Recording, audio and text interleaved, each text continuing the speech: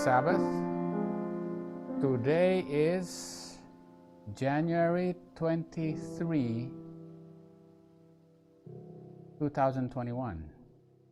You know, I was just thinking about that. 1, 23, 2, 1. 1, 2, 3, 2, 1. I don't know. Is there a significance to that? You know, 1, 2, 3, 2, 1. All right. Anyway, all right. We're continuing the study of the restoration of the sanctuary, and Zechariah was given these visions, these specific 8 visions, to encourage God's people to not stop building the temple again, right?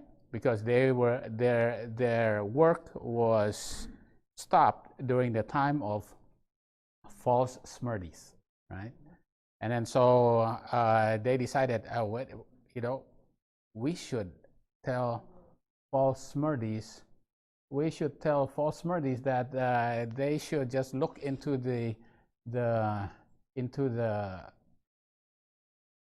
books in MedoPersia.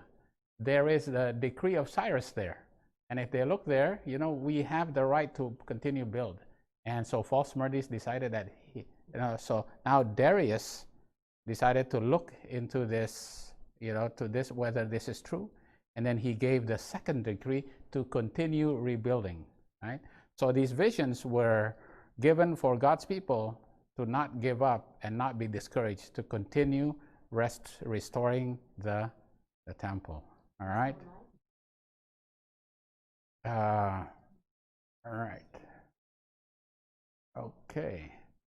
Let's we'll continue now, and then we'll see where we left off last week. Last week we did the man on a what color horse?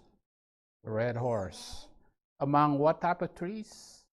The myrtle trees. And then there is a deep meaning into all these things, all right? Yeah. I mean, the myrtle trees. And the myrtle trees, there's a hero in the Bible whose name means myrtle. It's Esther, right? So the story of Esther has something to do with the end of time. Well, we know that, right? It's about how the Sunday law is going to come, all right? How the Sunday law is going to come. We won't go through that. We did this last week, but Esther's and Mordecai's enemy was who? Haman. And Haman already set up a gallows. And then it turns out that Esther told the king that Haman's plot to kill the Jews was actually a plot to kill her. But then, instead of Esther and the Jews being hung, who was hung on the gallows? Haman, and then his 10 sons, right? So they had a counter decree They made a counter decree to the death decree, so that now the Jews can defend themselves, right? During the time of the Jews, during that time, they could defend themselves, and they lived, and there was a lot of the MedoPersians that actually got converted at that time, right? So let's see, let me put up. So we know our timelines, right? We have midnight cry, Sunday law, and the national Sunday law, universal Sunday law. We know that's a 9/11 right there, okay? And we have the myrtle tree, and the myrtle tree grows when the water comes down, right? Even in the desert.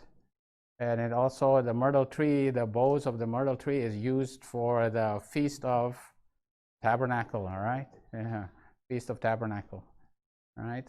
And the red horse is the time of persecution, all right? Okay. But God's people will be delivered, because those who are persecuting God's people at that time will be the synagogue of Satan. And the synagogue of Satan is mentioned in conjunction with 2 churches. Which churches? Smyrna and Philadelphia. And these churches, God did not have anything against them, right? Yeah. So the Laodicean church in the end time will have to cast off its Laodicean condition and go to the Smyrna condition and the Philadelphia condition, right? And that way, the synagogue of Satan will not be able to kill them, and as a matter of fact, the synagogue of Satan will bow down to them. All right. Okay. So this is what we did essentially last week. All right. Oh. All right. And we also did that the two sticks will be gathered at that time, right? The two sticks will be gathered, and the two sticks are the 10 lost tribes of the north and the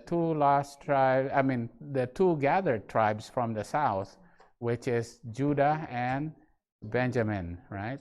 And Judah and Benjamin kept the word of God. It continued to the sanctuary, right? It went back and was gathered back into Jerusalem and rebuilt the sanctuary. It was Judah that rebuilt the sanctuary of God. Judah. Yeah, Judah was one of the sons of Jacob. But Judah, because he was the biggest tribe, he also, the biggest tribe of Judah and Benjamin, between Judah and Benjamin, that's why the two tribes in the south was called Judah. Now the 10 tribes in the north, the biggest tribe was Ephraim. And that's why the 10 tribes in the north was called Ephraim. So the 10 tribes will be gathered with the 2 tribes again at the end time, and they will be ruled by King David, which is Jesus. All right. Okay. So that's essentially what we did last week, which was the first vision of Zechariah. All right. Okay. Today we'll do. Okay, let me move this out of the way. All right. Today we'll do the. All right.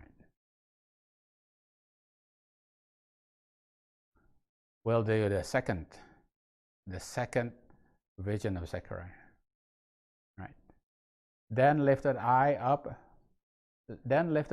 mine eyes, and saw, and behold, 4 horns. And I said unto the angel that talked with me, what be these? And I said, remember this vision also? He did not know what was this vision, right?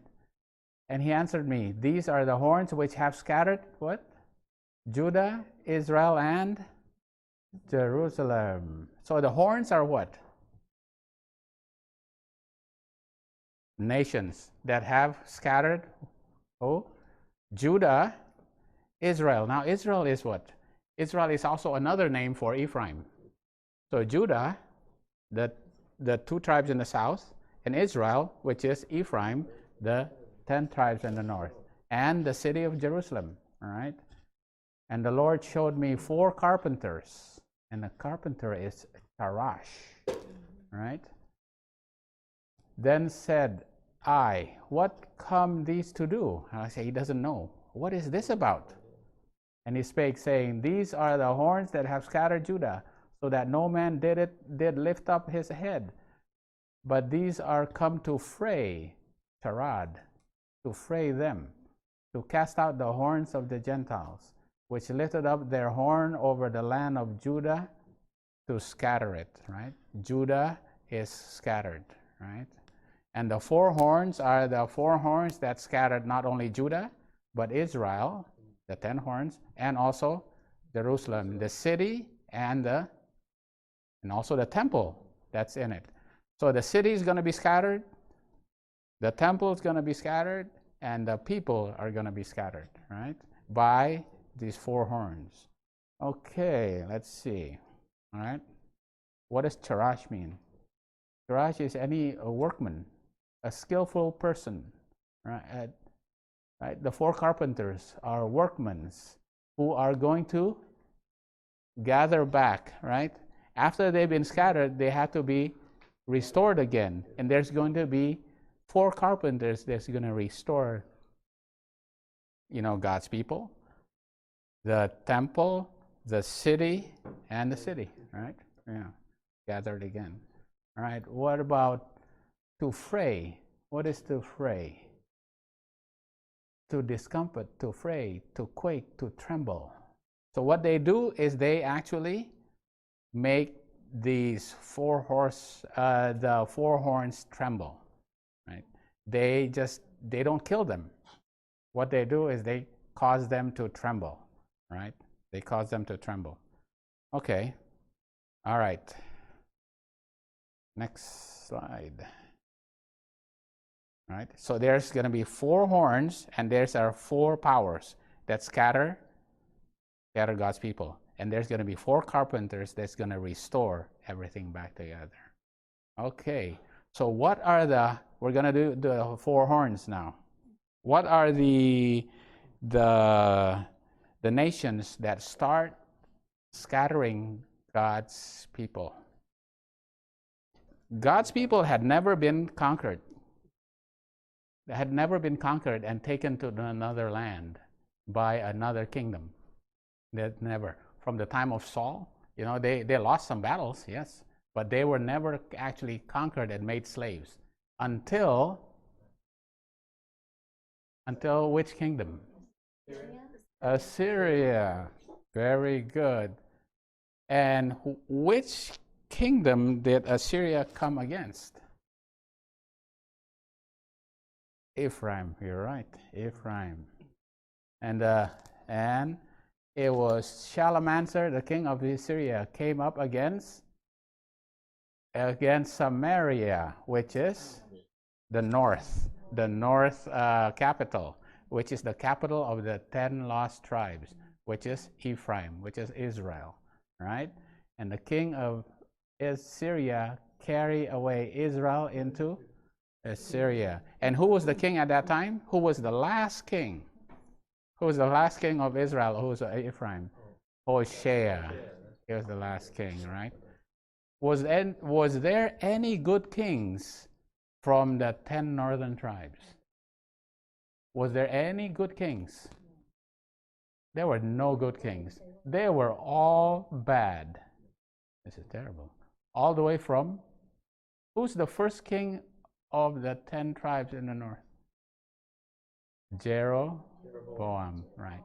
From Jeroboam all the way down to Hoshea, they were all bad, right? They're all bad. But they had to be scattered, right? And they were scattered by Assyria. And were they ever gathered literally? Never. They were never gathered. Okay, what year was it? Okay, this is the now comes the what? What year was it that they were scattered? 723. 723 BC. Okay? All right. Just put that in your memory bank. 723. Okay. What about Judah? What about Judah? Was Judah scattered also? Yes, obviously scattered. Who first scattered Judah? It's not a trick question, but it's who first scattered Judah? Actually, it's Assyria also. All right, because Assyria came and took captive which king? No, it's not Hezekiah, right? Okay, I'll give you the answer. Is Manasseh, right? It's Manasseh, right? It's Assyria. And the king of Assyria took Manasseh and carried him where? To Babylon. Because at that time, Babylon was only a kind of like a province of Assyria. Babylon did not become a big kingdom yet. It was still just a province, right? So the most important thing is that Manasseh went to Babylon, but he was taken there by Assyria. Okay, all right. So Assyria scattered Manasseh. All right. Okay. But what happened to? Okay, what year was this? Okay, this is another year you got to put in your memory bank. 677. All right. 677. Okay, so 723 and 677, Assyria scattered both God's people, Israel and Judah. All right. The thing about it is, was Manasseh gathered back? All right. Manasseh was gathered back. All right. The thing is, why was Manasseh scattered? Why was Manasseh? Because he was wicked, for one thing. Yeah. He was actually one of the most wicked of all the kings of Judah. And what was his sins? He put Baal altars into the temple. He is the first king that actually put Baal temples in the altar. And he worshipped, what did he worship? What's the host of heaven according to Baal? For what?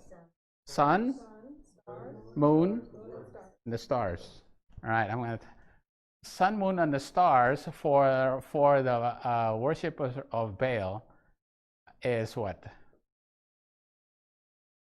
Nimrod, Semiramis, and Tammuz. Right? 3 gods. Right? Baal worship is the worship of 3 gods. All right? And God said, "Thou shalt have no other God before me, because I'm a what? I'm a jealous God." Right? So he was, what kind of abomination was he performing? Yeah, yes, the image of jealousy, right? Right, the image of jealousy. And then what did he also do? He made his sons pass through the fire. And what did he also? He observed times and used enchantments and dealt with familiar spirits. Spiritualism. What's the second abomination? Spiritualism in secret places. Secret places is spiritualism, right? And then what's the third abomination? Weeping for Tammuz, right? Because Tammuz is the sun, right? So they're weeping for Tammuz. But and it was the women. Now it's the women who all weep for Tammuz, right? He made all of Judah sin.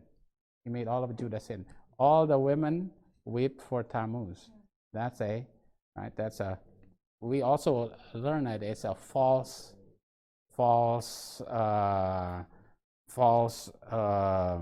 worship, and it's also a false revival of the, false spirit, worshiping a false spirit. Okay, and eventually, what did they do? 25 men worshipped with their backs against the sanctuary, and they worship the sun. So they worship Tammuz and they worship the sun. People had Baal worship. This is all what we know. This is in okay. That's Ezekiel. How much? Which? Ezekiel 8, right? 8 and 9, right? Ezekiel 8 and 9. And this is what Manasseh did, right? What Manasseh did. Okay. So what was he actually doing? The host was already trampled. What was he doing? Was he trampling the sanctuary? Yes. Yeah. So the first king that actually trampled the sanctuary was Manasseh. Right. Wow. Okay. So we go, let's put that. All right. Okay. So we have here prophets and kings. All right. Faithfully, the prophets continued their warnings and exhortations. Fearlessly, they spoke to Manasseh and to his people, but his messages were scorned. Backsliding Judah would not heed. Now, this is what Ellen White said. As an earnest of what would befall the people, Manasseh had to go to Babylon, right? What does it mean, as an earnest? As a down payment. as a what is going to happen. So he says, Manasseh, this is what's going to happen to your people. This is what's going to happen to Judah. Even though you're going to go to Babylon, you're going to repent and you are going to be gathered again. So Manasseh came back. He repented and he came back. He was an earnest of what's going to happen to Judah. An example of what's going to happen to Judah, right? Yeah. Judah is going to be gathered again. So the first horn is Assyria. Okay, first horn is Assyria. Okay. All right, let's see. All right, let's see. The first horn is Assyria. Okay, let me get my, where's my, all right. Oh, sorry. I didn't see this down here.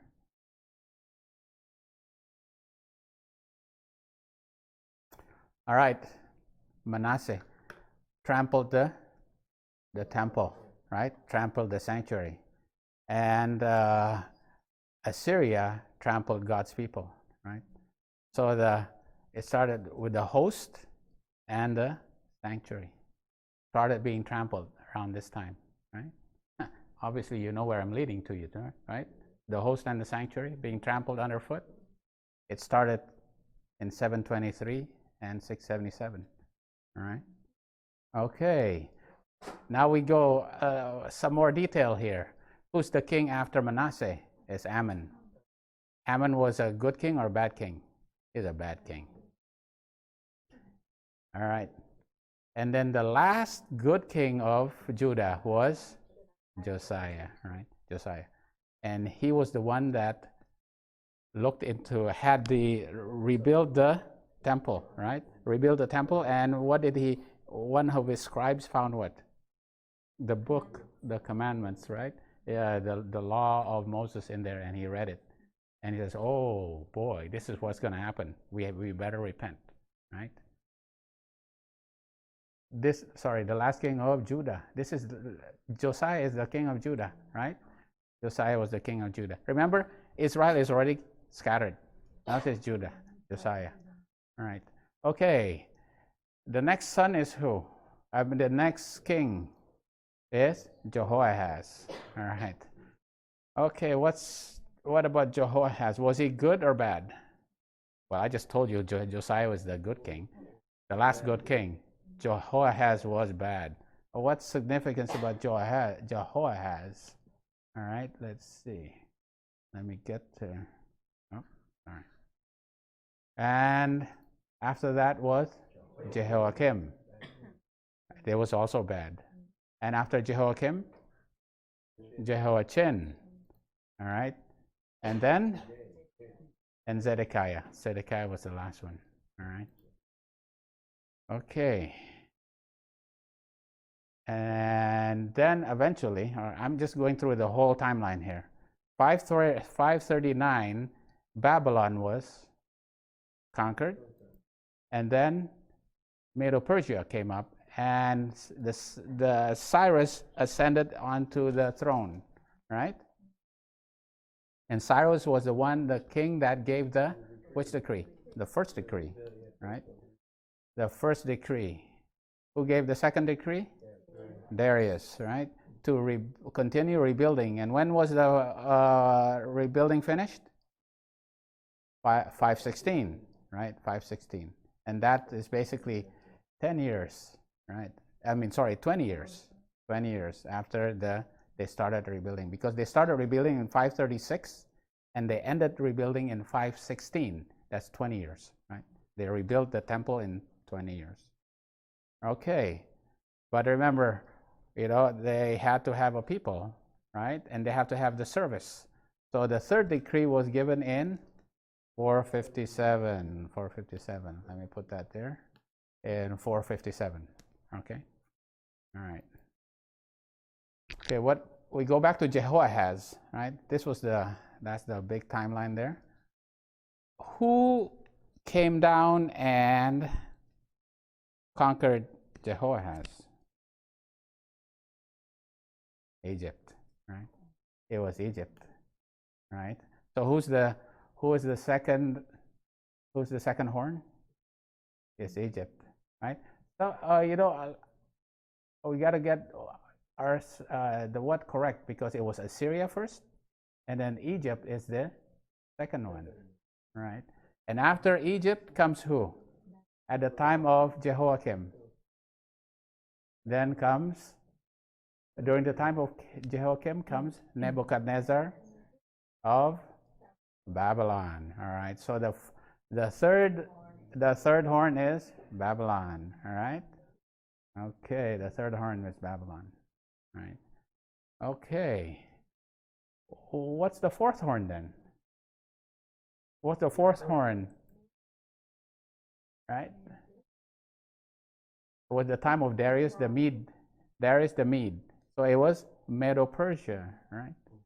So it's MedoPersia was the fourth horn, all right? Remember, we're gonna put some more kings here, all right? There's gonna be more kings that we gotta put here, all right? It was the time of Darius, but Darius was not a Persian. He was a Mede. It was Darius the Mede, okay? This Darius the Mede is which king of Babylon was he? During the time of Daniel being thrown into the lion's den. That was Darius the Mede. But he only reigned for I think about a year and a half. Very short. And after that came Cyrus. Okay. All right, came Cyrus. Okay, let's see. Where am I going next? All right. So here are the four horns. All right, now we're going to have to look for the four horns in the temple. All right, four horns in the sanctuary. And this all relates to the sanctuary, restoration of the sanctuary, right? Okay, how many horns are there in the sanctuary? Where? All right. Right, there's 1, 2, 3, 4 right here. Where's the other ones? 1, 2, 3, 4. All right, so the four horns. Okay, and these horns in the temple is also used by Daniel, right? In Daniel 8, to show the kingdoms that rule God's people, right? Starting with, in Daniel 8, which one was the first kingdom of Daniel 8? The ram. How many horns did that one have? 2. And then after that came what? Right? Yeah. Greece, which is the he-goat. It had 1 horn. But this 1 horn destroyed these 2 other horns, right? All right. And from that 1 horn, was what? What happened to that 1 horn? It broke, right? And broke into how many horns? 4, right? So MedoPersia had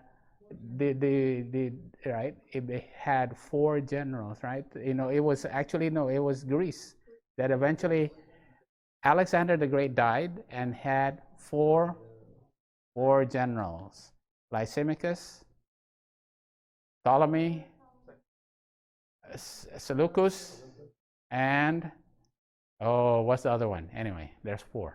Okay, 4 generals. And out of that 1 horn came the little horn, and that little horn is Rome. So Rome is a horn too. Okay, so we say these horns. There's actually, right? So if you say that 2 horns of MedoPersia was taken down by this 1 horn, and there's this 1 horn that was broke, and then came out 4 horns. So in the end, there was 4 horns. Okay. But then out of that, one of the horns came out the little horn, which is Rome. Okay, now the thing is that when we go to another beast, right? We go to the beast of Revelation 13. Okay, we go to the beast of Revelation 13. Right? This beast was a beast was a combination beast, right?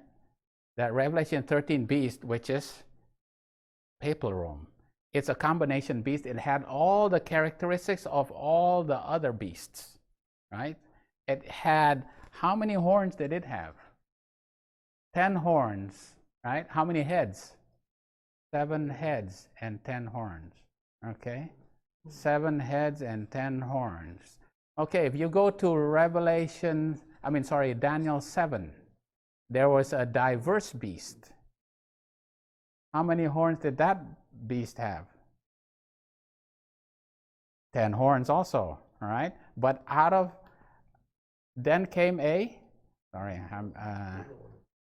there came out a little horn. Sorry, I'm gonna have to go. Okay, here we go. There came a little horn that spake blasphemy, right? And that one horn plucked out how many horns? 3 horns. So that how many horns are left? This is a trick question. That's right. It's not 7. There's 8. Because he remains. Minus 3 plus 1. Right. Yeah. Because there was 10. 1 came up, makes 11, and he plucked out 3. So there's 8 horns. Right. That's why there's 8 horns here too, in the sanctuary. Right. 8 horns. Okay. Okay. So there's the horns. The horns are the powers that continually persecute God's people. All right. Okay. Okay. So that's the horns in the tabernacle. It's in it's in the sanctuary. Okay. All right. Let's go next here.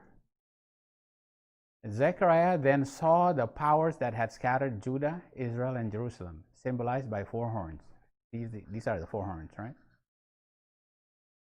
Immediately after, he saw 4 carpenters, representing what? The agencies used by the Lord in restoring his people and the house of his worship. All right. Okay, now this thing here, what are the 4 agencies then that are used by God to restore God's people? This is the one that I was wrestling with. What are the 4 agencies?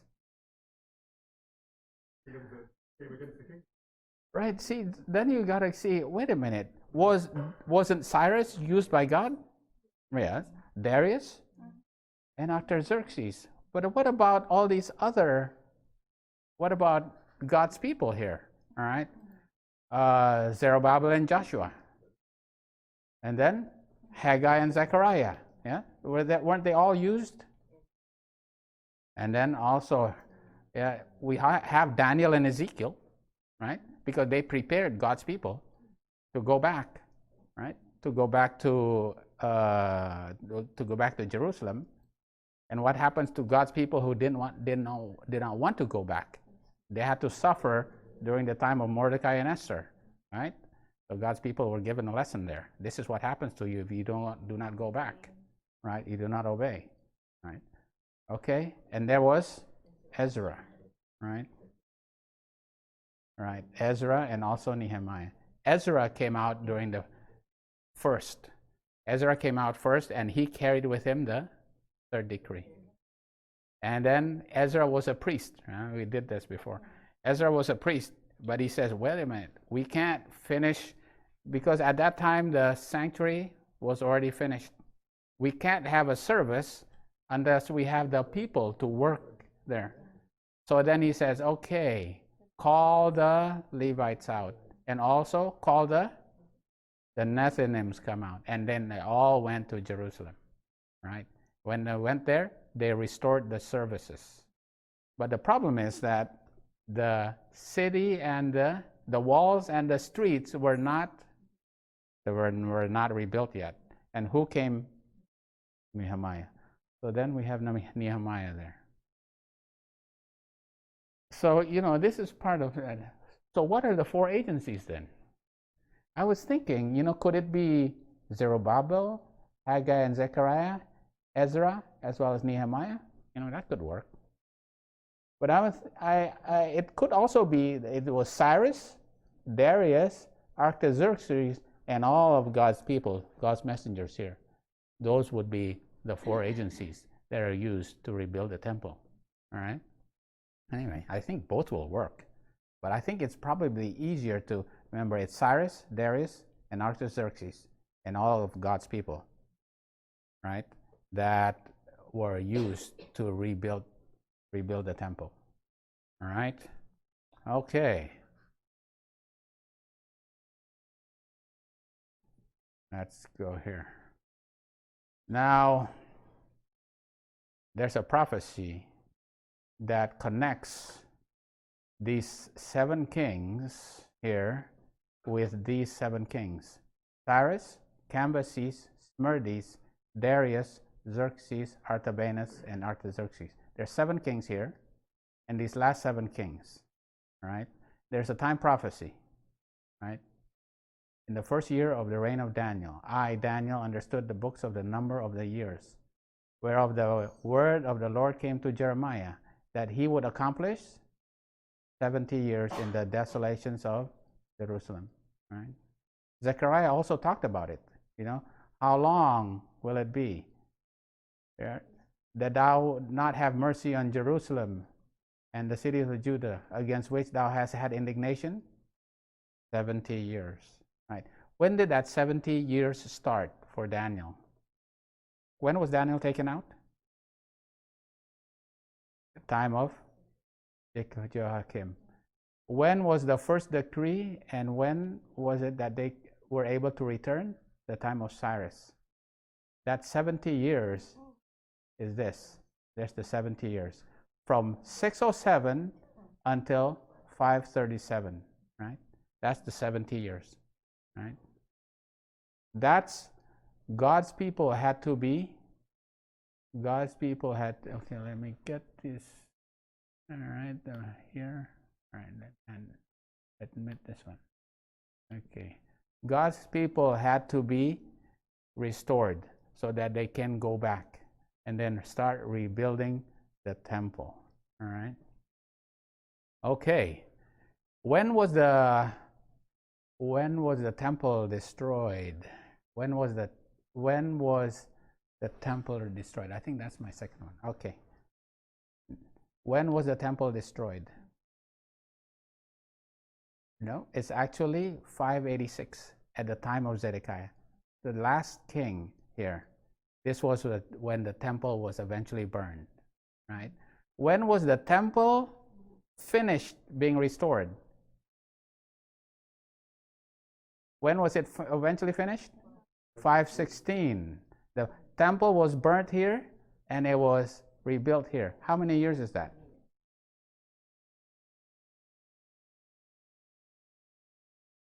Another 70 years. All right. Okay. All right, I got that there. When was the city actually burnt and destroyed? During the time of Jehoiachin. The city and the streets. When was the city and the streets eventually rebuilt? At the time of Nehemiah. Right. How many years is that? 140 years. 140 years for the city, the walls, and the city, and the streets. That's why it's 140 years, right? Could this be a coincidence? It's impossible. This is not a coincidence. How many 70s are there as well, right? Oh, there's more 70s, okay? Between the time of Manasseh, I didn't put it here because this slide is going to be too full of 70s. From the time of Manasseh until the time of Jehoiakim is 70 years, right? What about from the time that Babylon defeated Assyria and Egypt until the time that Babylon was defeated by in 539? How many years? 70 years also. All right, yeah. Okay, now, they didn't understand all these 70 years, except, Daniel understood it, right? And then how did Daniel understand it? Because he studied the book of Jeremiah, right? And what was, and then there's another king. Among these kings, which one was it that understood it? Josiah, right? Because Josiah was given was read to him by Shaphan, the scribe, a book that he found in the temple. All right, and this is the story of it. Shaphan the scribe showed the king Hilkiah the priest had delivered me a book, right? And the books was the words of the book of the law. And when Josiah heard this, he says, "Oh no, this is what's going to happen to us because we had desecrated the temple," right? Right? "For great is the wrath of the Lord that is kindled against us, because our fathers have not hearkened unto the words of this book, to do according to all that which is written concerning us." All right? Which book was it that was found, the book of Moses, in the temple? Which book was it? It's not Numbers, actually. It was the book of Deuteronomy. It was the book of Deuteronomy. All right? And this is when Josiah heard about this, he says, "Oh no, this is what's going to happen to us." Right? Okay, I do have to read this. "And the Lord shall separate him unto evil out of all the tribes of Israel, according to all the curses, all the curses of the covenant that are written in this book of the law. Even, this is Deuteronomy 29. Even all nations shall say, Wherefore hath the Lord done this unto the land? What means the heat of this anger? Then men shall say, Because they have forsaken the covenant of the Lord God of their fathers, which he made with them when he brought them forth out of the land of Egypt. For they went and served other gods and worshipped them," right? Like Manasseh. He actually put Baal idols in the temple, right? Yeah. "And the anger of the Lord was kindled against this land to bring upon it all the curses that were written in this book. And the Lord rooted them out of their land in anger and in wrath and indignation," right? They were rooted out. They were scattered in anger, wrath, and indignation, right? "And cast them into another land, as it is this day." What is amazing about this is the next verse. "The secret things belongs unto the Lord our God." Right? We know this verse, right? These things were all a secret. They didn't know any of these. These things, the secret things belong unto the Lord our God, but those things which were revealed belong unto us and to our children forever, that we may do all the words of this law. Right? These things were not revealed to us. Jeremiah had to study this. Right? And Daniel finally read Jeremiah and says, okay, this is why we have to be scattered for how many years? 70 years. And this was a secret, right? What's the secret? What's the secret? All right. The secret is you're going to be scattered 70 years, right? How did they figure out this 70 years? Based on what? Based on Leviticus, right? Leviticus 25 and 26. And I have to read you this part here. This is the fourth part of this one, of this secret here. "And if ye will not hearken unto me, but walk contrary unto me, I will walk contrary unto you, also in fury. And even I, will chastise you how many times?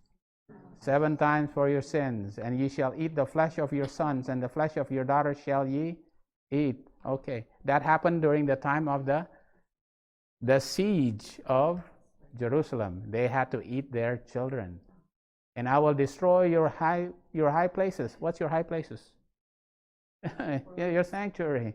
"And it cut down your images." Well, see, "And cast your carcass upon the carcasses of your idols, and my soul shall abhor you. I will make your cities waste, and bring your sanctuaries unto desolation, and I will not smell the savor of your sweet odors. I will bring the land into desolation, and your enemies which will dwell therein shall be astonished at it. And I will what? Scatter you. Scatter you is the wrath of God, is the indignation of God, is the scattering. You have to be scattered among the heathen, and it will draw out a sword after you, and your land shall be desolate, and your cities waste. Then shall the land enjoy her Sabbaths. Why? Because you did not let your land rest. Enjoy your Sabbath. As long as it lies desolate, it shall rest, right? So if I take you to Babylon for 70 years, it's because you owe me. Your land owes me how many years? 70 years. Your land also has to rest every 7th year, right? You can work your land for 6 years, and on the 7th year, it has to rest. Now you owe me 70 years. That means what? How many years had they worked the land? 490 years. If they worked for the land for 490 years, they should have let the land rest for 70 years. 1 out of 7, right? Okay, here we go. Now you're going ahead already, okay? Right? 490 years. So they owed God 70 years that their land had to rest. So they had to be taken out of that land. They can't work that land for 70 years. How did they get taken out? They got sent to Babylon. So nobody worked that land for 70 years because they did not let the land rest for 490 years. All right? That's the formula of how they were scattered for 70 years. What's the 490 years? What's the 490 years then? So you got to go back 490 years. You go back all the way 490 years to the time of Saul. Saul was what? The first king. He was anointed in 1097, right? 1097. And all those kings did not let the land rest. They worked the land for 490 years, right? Right. Until the time of Jehoiakim, when Daniel was taken out. All these 490 years, you do not work you do not let the land rest. I'm going to scatter you for 70 years, right? Okay. And at this time, they were not, because it's very possible that they actually did, but the kings did not let it, didn't do it, right? Right, yeah. And their sons and daughters had to work for the king.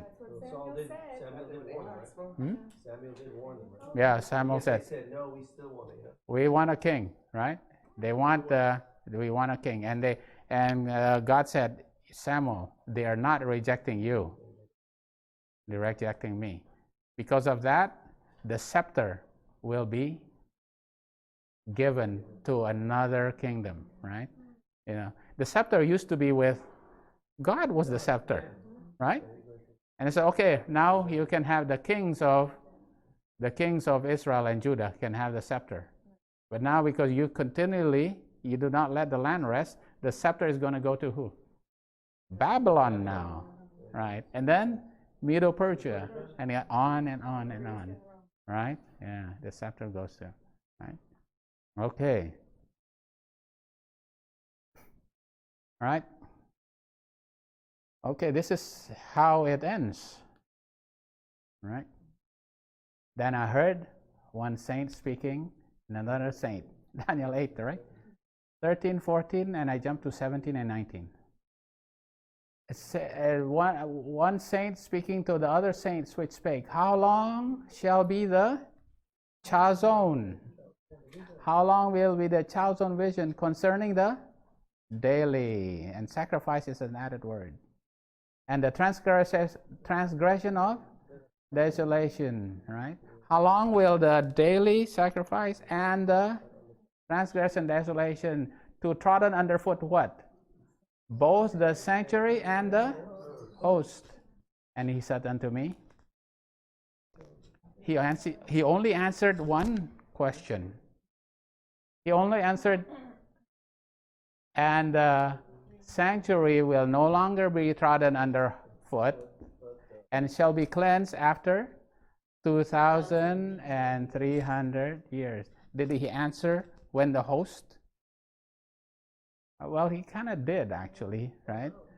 So he came near where I stood, and when he came, I was afraid and fell upon my face. But he said unto me, understand, O son of man, for at the time of the end, all right, shall be the vision. All right. And he said, behold, I will make thee known what shall be in the last what? The last end of the indignation. What's the indignation, right? Is the scattering, is the wrath. I will no longer scatter you, all right? The last end of the indignation. Why they said there's a last end, right? Because there's more than one indignation, right? There's now more than one. Because one scatters the sanctuary and the other one scatters the host, right? The sanctuary is trodden underfoot at the end, is no longer trodden underfoot at the end of the 2,300 days. Okay, time prophecy. Okay. All right. And when was that? October 22, 1844. Okay, October 22, 1844. And who first started rebuilding the sanctuary, cleansing, understanding the sanctuary being cleansed? Hiram Edson.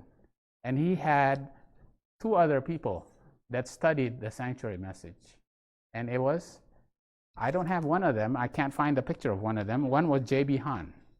And the other one was O.R.L. Crozier. Crozier, Hahn, and Edson. Right?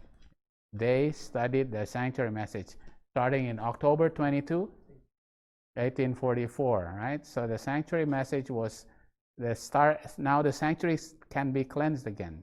All right? All right, let's see. Right? They studied the sanctuary. All right. So now we're going to Millerite history. Right? This is part of the understanding the sanctuary message. All right? And when we read Ellen White, I think it's in early writings. All right? Part of that history includes Ellen White specifically said at that time she was married on August 30, 1846. Right? This is significant. Right? Yeah.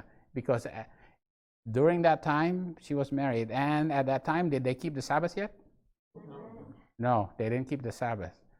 Who eventually they learned the Sabbath from? Rachel Oakes and who else? And Joseph Bates.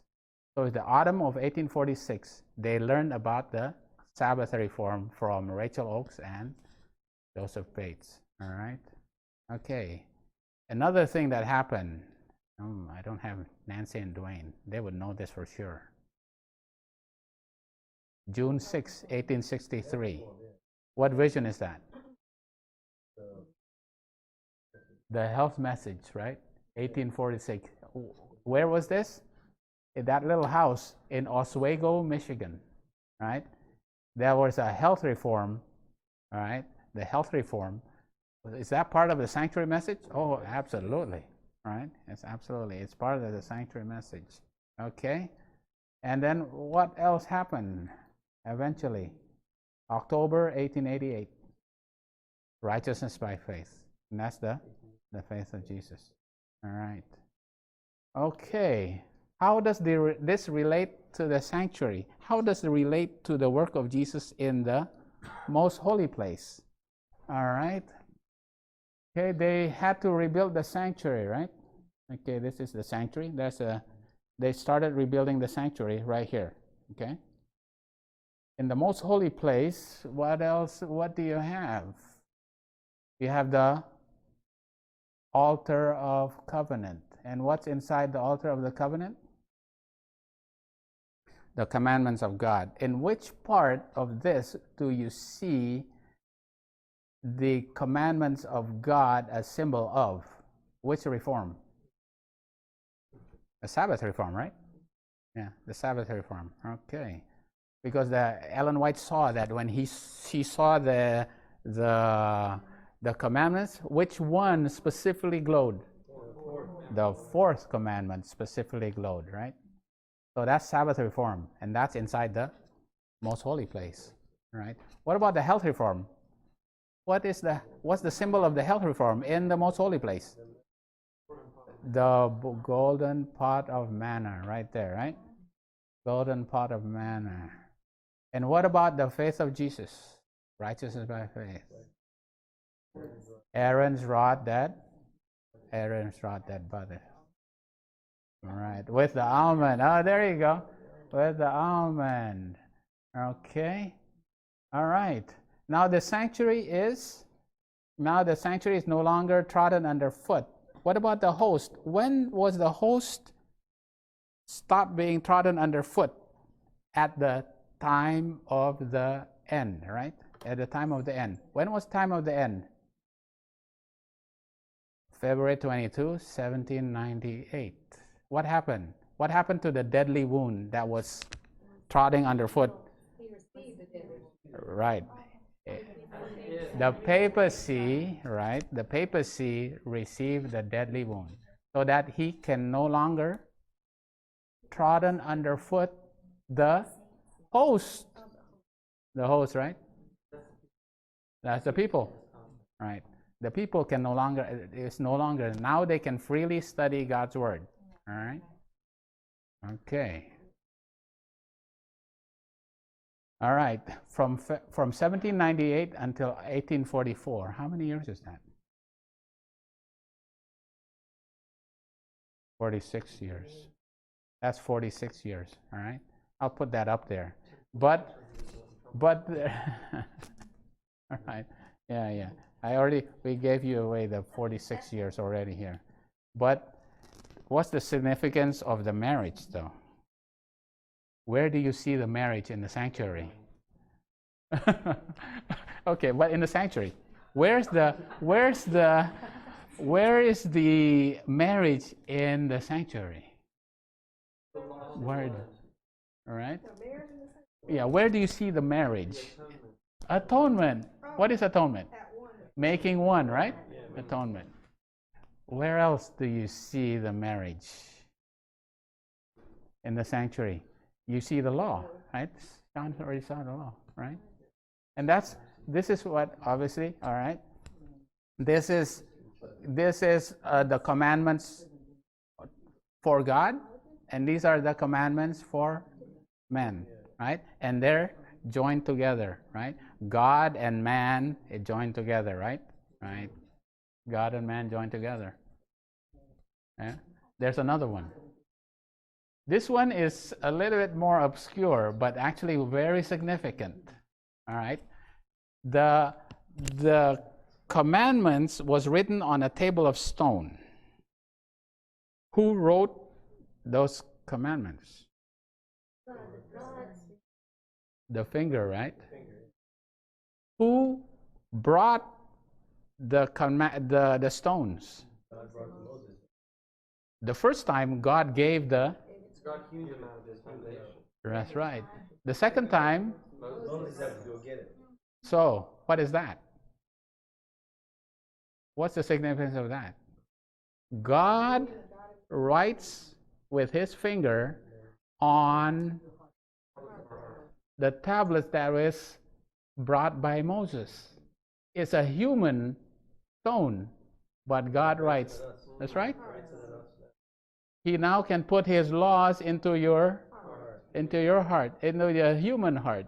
Now that's divinity in humanity. Christ object lessons.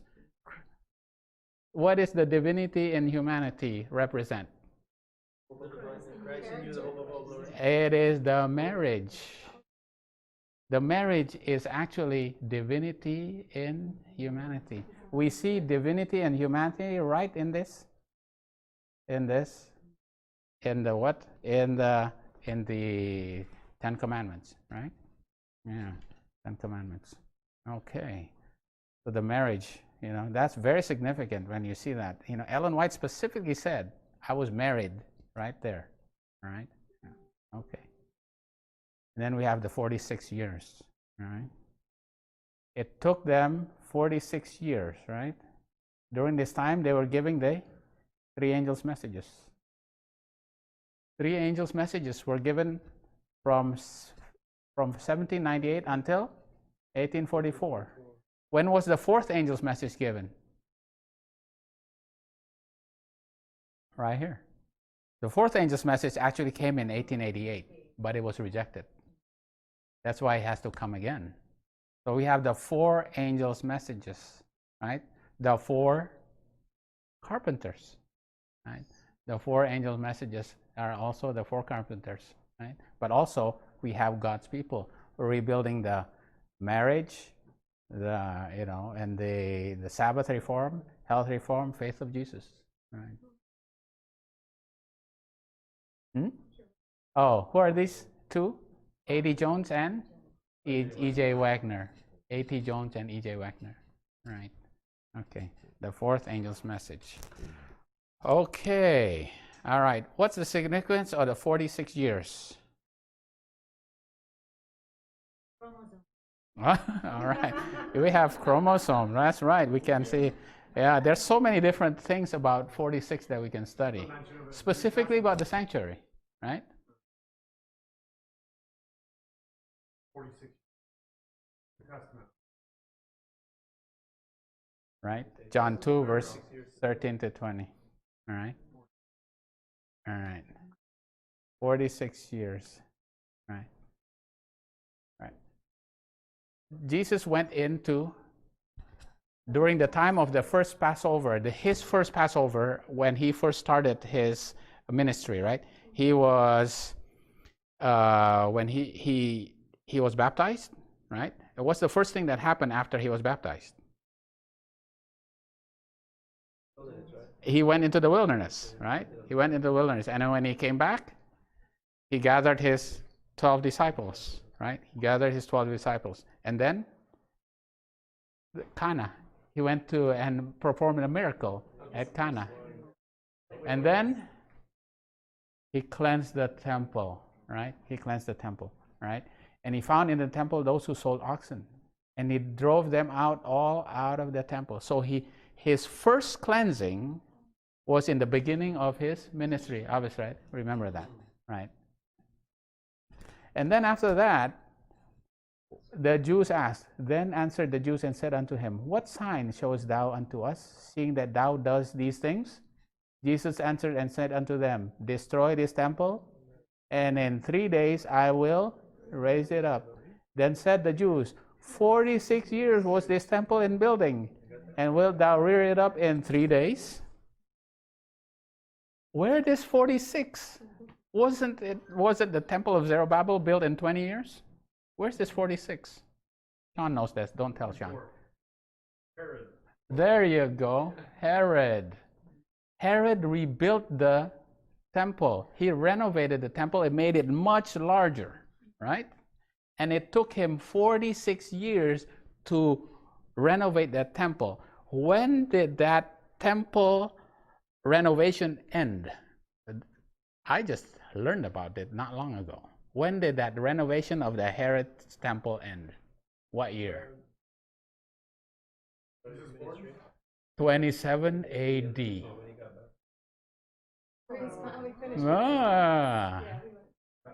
When he was baptized.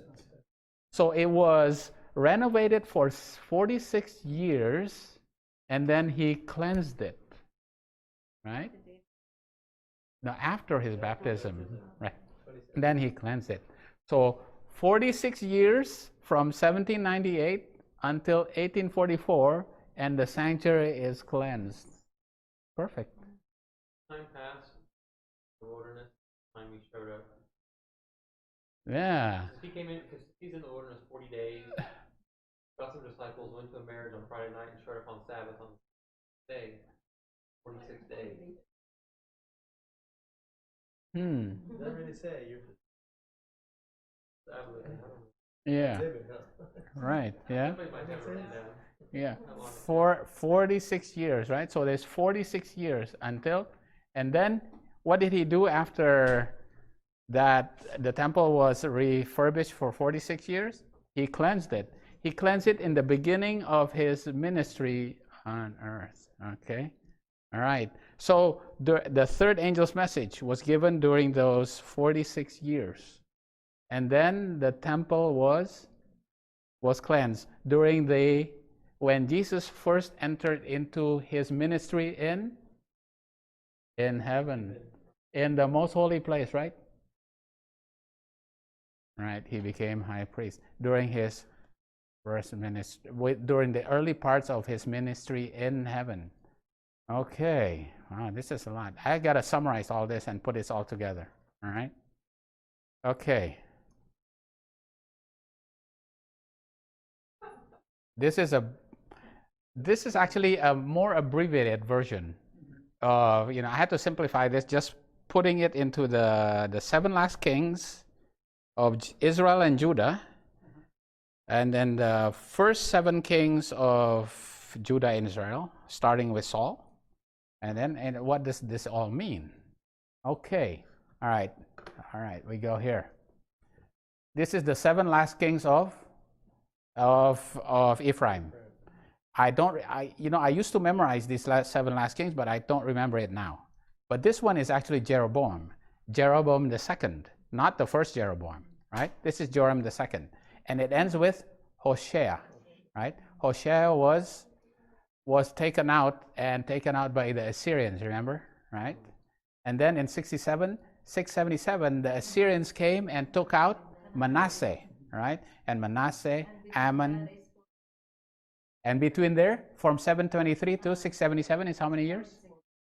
46 years also, right? Right, it's a chiastic structure, right? And this is Manasseh, Ammon, Josiah, Jehoahaz, Jehoiakim, Jehoiachin, Zedekiah, all right? From the time of Jehoiakim until here is 70 years. Right? This is the first decree of Cyrus, right? And the next king is Cambyses, false Medes, and then this is Darius the Great. And then is Xerxes, who is the husband of Esther, Artabanus, and then Artaxerxes in 457, right? How is this connected with this? With what time prophecy? 70 years, right? From this to this is connected with the 70 years. I'm not going to put this there because it's just going to fill up the whole screen. Okay, there's going to be a lot. Okay, this is going to be 70 years. All right. All right.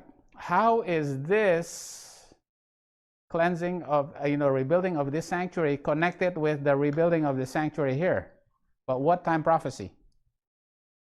The 7 last kings, the 7 kings of, right. What time prophecy connects from 457 until 1844? To 2300 days. Okay, 2300 days. Okay, all right.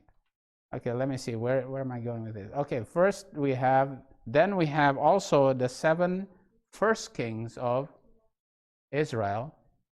All right.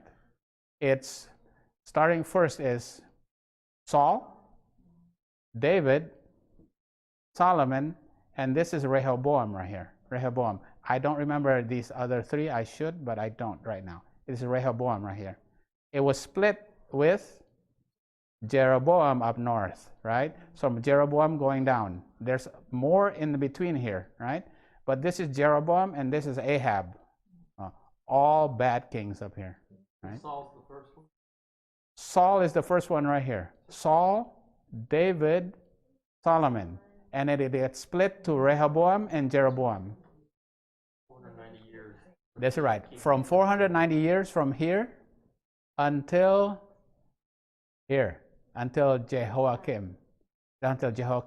This is 490 years from here to here. and then 70 years from here to here. Okay? David in there? Yeah, King David is the second one. Because there's a second 490 years where a man named King David shows up drastically on the other side. What are you referring to? Yeah. So there's 490 years where they Right. keep Sabbath. What is it? Years. Right. Right? From Saul to King David. Then you have all the patterns and the 70 years and this and that.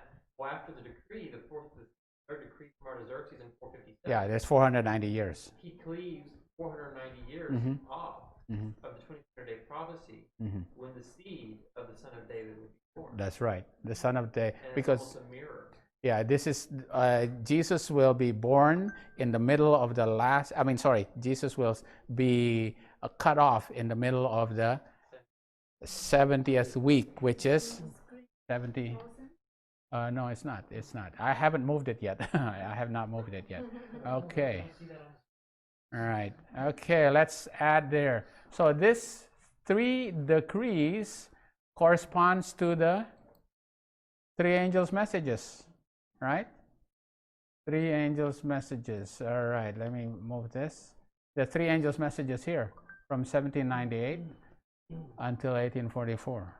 All right, 3 angels' message, and it's connected by the 2300 day prophecy. All right. Okay, what's next? Let me find out what's next. That's the 2300 day time prophecy. All right, from 457 until 1844. Right? This is how this is connected with 70. This is connected with here by the 2300 days. All right. Now my question is, how are these kings connected with here? Because these Judah will be literally gathered. But this is Seventh-day Adventism was gathered here, right? Seventh-day Adventism was gathered here, right? Spiritually, Judah had to be gathered as well here. How is this Manasseh connected with this time period here? It's with the 7 times, right? 7 times. Because the sanctuary was first trodden underfoot by Manasseh. And 1844, the sanctuary is no longer trodden underfoot after the last indignation. This is the last indignation, the 7 times of the last indignation. All right? What about the host? When was it first trodden underfoot? 723, all right? 723. And when was the host no longer trodden underfoot? 1798, right? That's the other 7 times, right? It's no longer trodden underfoot. Okay? That's how this 7 kings is brought into this time period. And this is how this 7 kings is brought into this. This 7 kings is brought into here. So all these, when you study these, all will point to this time period, right? We can study the characteristics of what happened here. It will be all repeated during this time period. Okay? Even their names, yeah, absolutely.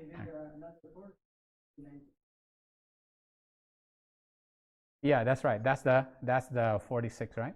That's the 46. Okay, we know that Ephraim and Judah will eventually be gathered again, but it has to be spiritually, right? Because they will be gathered under David. David died way back here. They're going to be gathered under Jesus, right? So this is Seventh-day Adventism, right? That's Judah, right? And we understand that the close of probation for Seventh-day Adventism is at National Sunday Law, right? And for Ephraim, which is the Gentiles, their close of probation is at the Universal Sunday Law. But they will be gathered together, right? So that now you have the 2 tribes of Judah with the 10 tribes of Ephraim joined together, right? Joined together. And their king will be David, which is Jesus. All right. Okay. Let me put that up here. All right. The sanctuary is being restored right here, right? Okay.